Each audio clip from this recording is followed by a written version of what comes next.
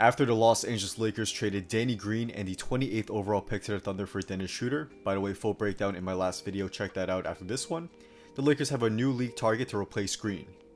It's been reported by Mark Stein that the Lakers are looking at Wesley Matthews to replace Green, and he would be an excellent fit as a cheap player for LA to grab. So, let's go over how he would fit with the Lakers, and whether or not he would be worse, equal, or even an upgrade compared to Green.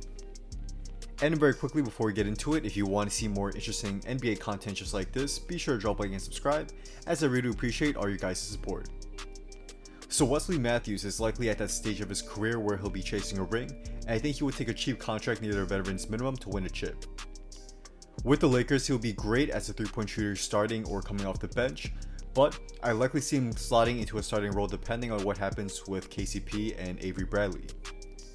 Matthews is a career 38.4% 3-point shooter, and he would bring some much needed floor spacing for LA, who should thrive playing off of LeBron and AD. In terms of consistency, he's somewhat up and down as a shooter, but I think he's been more consistent compared to Green over their respective careers.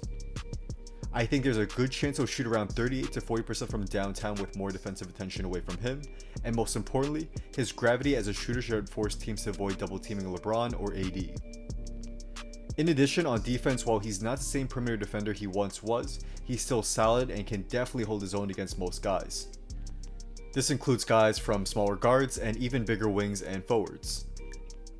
I'd say he's not as good as Green on defense, as Danny has a slight advantage in terms of height and strength, but the drop off won't be too significant here. Overall, if the Lakers can get him on a veterans minimum contract, that would be a huge deal and he'd be a cheap replacement for Danny Green. Also, it would take away a starter for the Bucks, and this helps weaken some of their competition too. If the Lakers aren't able to get Matthews, some other solid options would be guys like Ken Bazemore, Mo Harkless, Langston Galloway, and others as well. But we'll see what happens, and I'm excited to see what other moves go down once free agency starts. So that's a wrap. Thank you guys all for watching. If you guys enjoyed this video and want to see more daily NBA content just like this, be sure to drop a like and subscribe. And also be sure to turn on post notifications so you can stay updated on when my next video will be coming out. Also be sure to follow me on Instagram and hit me up if you want to talk about basketball or business. Just drop a comment down below my photo or DM me and I'll definitely try to get back to most of you guys there.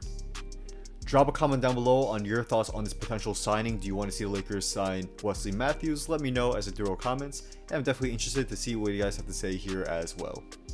So without that being said, once again, thank you guys all for watching, and hopefully I will see y'all soon for my next video. Peace.